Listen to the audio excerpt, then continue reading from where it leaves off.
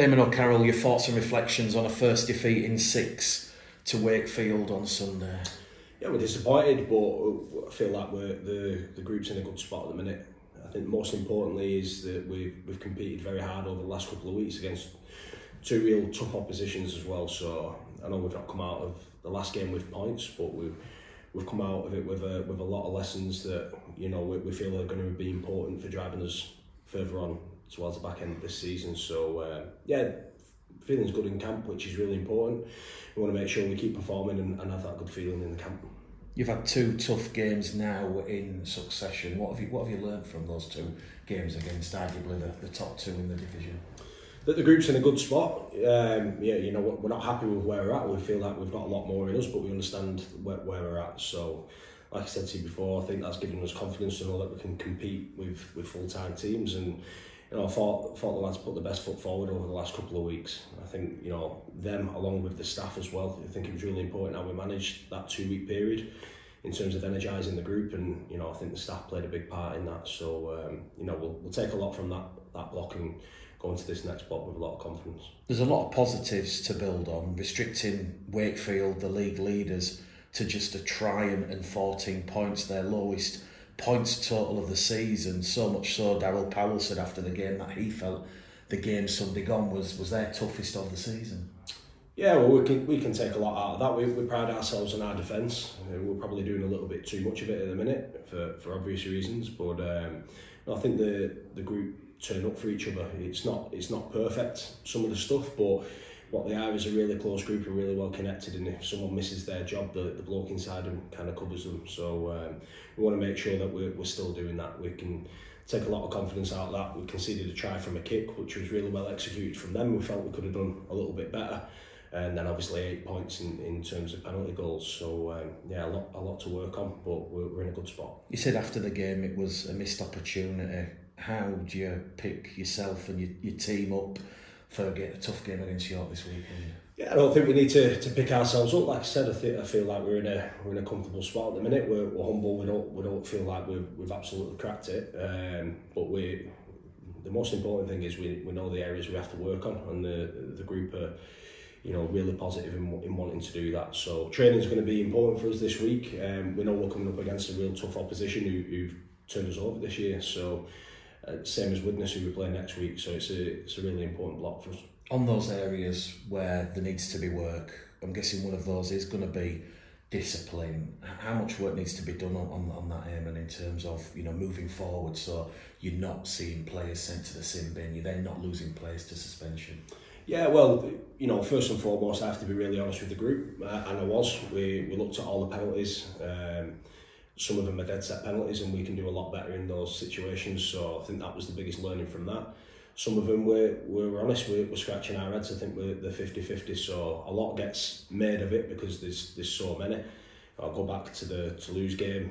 George will hold his hand up. That was a sin binning. The one with Aribe, we're still probably scratching our heads at as well. So what we can only focus on is what we can do better, and there's certainly things we can be doing better with that. I challenge the group to be on the front foot and be really physical in terms of the defence.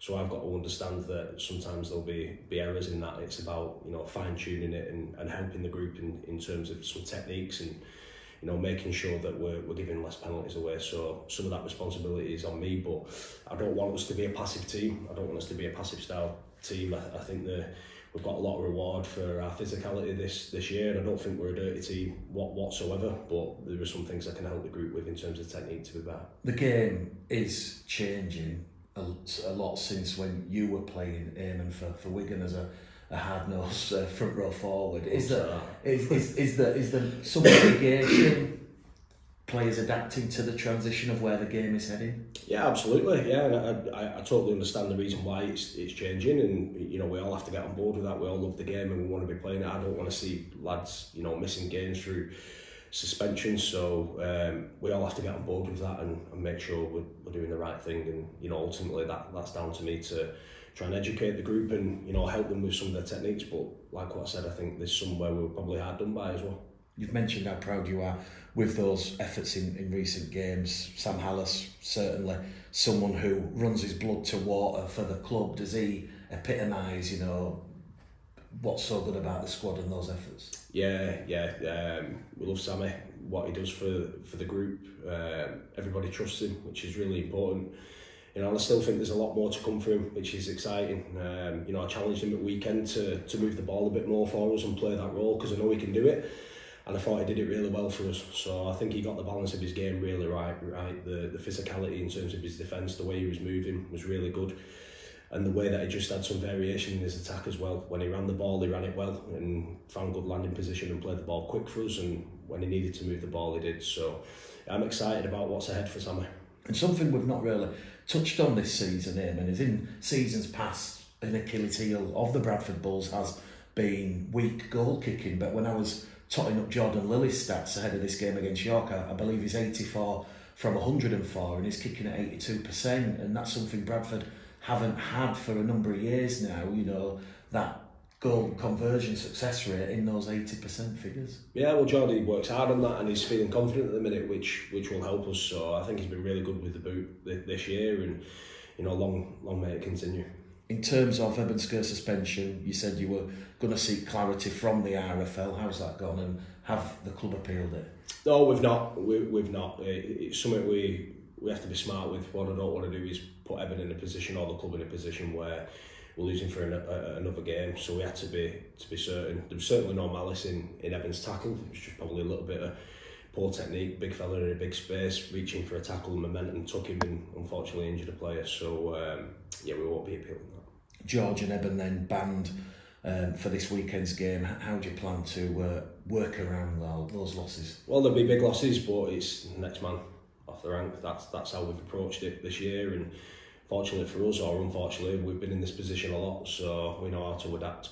Franklin Pelly back this week. He was a real big loss last week against Wakefield. Yeah, he was, and he was really disappointed. Again, I feel there was an element there where he's a bit unlucky. But again, that's where the game's at. So Frankie's got some work to do on that, but he's been good for us. The group really enjoy being around him, and gives everyone that bit of confidence when he walks in the room as well. So I know he'll be itching to get back out there. And just on players like Franklin Pelly, Nathan Mason and Logan Bayliss, who've recently joined us, when you speak to them, they're all saying they're around 70-80%. They're not quite at 100% yet. So that must give you confidence as the games progress and their fitness improves. That's going to have a real benefit on the side. Yeah, absolutely, and we knew that when we brought the lads in. We knew that we were open-minded with it, especially with Mace. You know, he's been in Australia playing, to his own admission, at a standard that's probably not the same as as the Championship. So he's working really hard to get back up to speed. Look, we probably wouldn't have played him if we was in a position not to. You know, we've got some work. He's going through a little bit of a mini pre-season, and he's working hard away from the club as well. So Logan as well, come off the back of a long-term injury. So, but I think he's shown huge strides of improvement. You know, in the last game, in comparison to his first one, and he'll only get better as well. What does the team news look like for this weekend? Have you been tempted to pick up the phone and look potentially at loans? Because on the face of it, it looks like you're losing two and gaining one back. Yeah, we may have to go down that route. Today's going to be a big day for us. We've got training, we'll see where some of the injured players are at, and then once we've done that, we'll assess where we're at. When we talk about giving youth an opportunity, Finlay Balbuck and Jacob Bateman have been playing well in the reserves. How close or how far away are they currently from potentially? You know, Bateman's obviously made his debut against Sheffield earlier on in the season, but how close are those young players who've shown real promise in those strong performances for the academy? Yeah, look, they're not a million miles off, but it's really important when you sat in my seat. You have to make sure when you give someone the debut, one, they've earned it, which is most important. But they're ready as well. I'm not big on just throwing lads in because we're down on numbers. I think that's unfair to them, and I want these players to be long-term players for the club and in our game as well. So you have a responsibility to make sure that you're doing it for the right reasons as well. I'm really excited about. There's a young crop of players coming through that are really impressing me. Not just what they do on the field, but what they do off the field as well. So we've got a lot of work to do with them, and we're all aware of that. We have daily conversations with the staff in our academy, and everybody's aligned and fully on board. When the time's right, these boys will play for the club. Out of the players currently injured, I think you said after the Wakefield game post-match, Chester Butler may be in contention this week. What's the latest with Chester?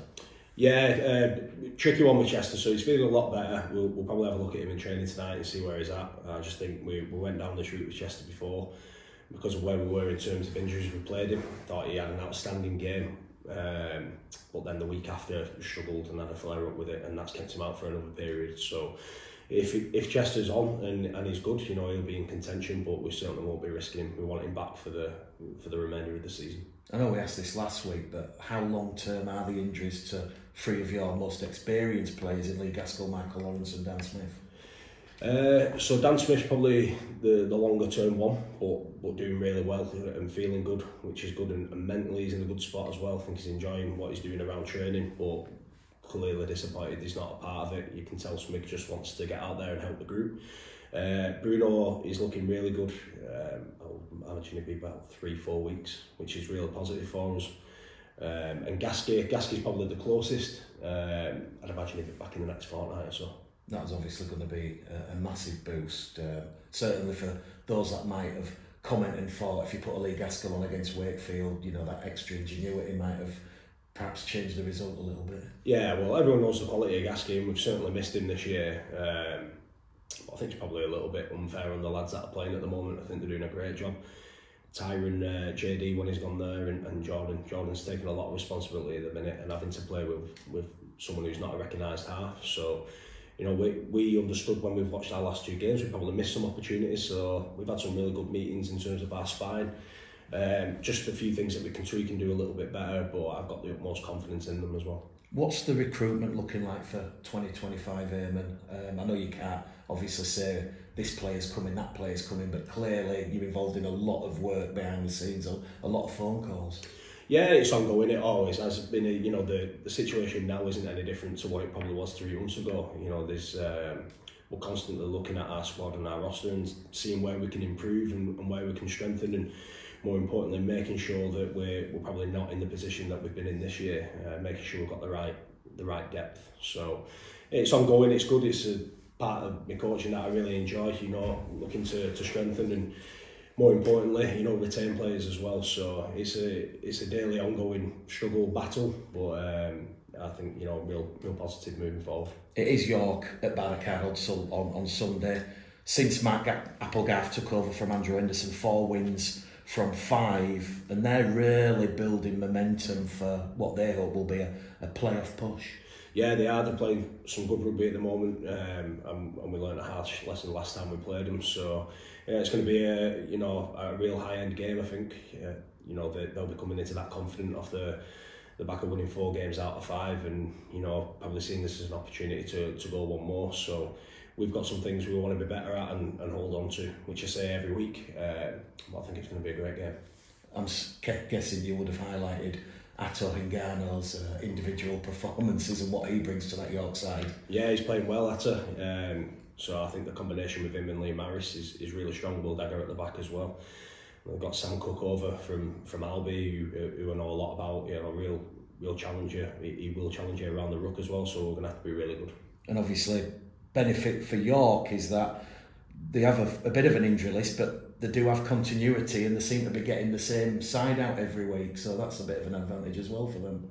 Yeah, I think it just highlights, you know, we talk a lot about our situation, but most clubs are in that as well. So yeah, look, regardless of the team they put out, they're going to be highly competitive, and they'll understand that they did some very good things against us last time that exploited us, so we're going to have to be very good.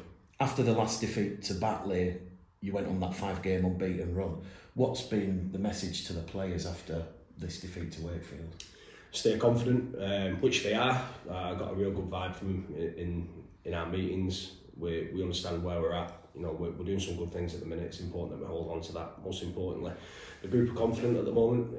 You know, I mentioned this going into the Lose game. We won't let a loss determine how we feel and how we perform. It's part of the game. It's just another page in our book at the moment, and we move on. It's important we learn the lessons. We hold on to being a competitive team who I think we're hard to beat, and understand that if we do a few things better and we can execute a little bit more, we'll be able to trouble some teams. Cheers, Eamon. Thank you.